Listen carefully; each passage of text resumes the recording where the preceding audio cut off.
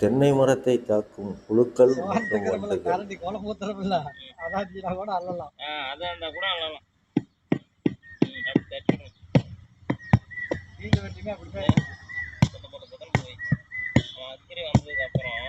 என்ன சொல்றான்னு பார்த்துட்டு கூட எதுவும் பண்ணிக்கலாம்.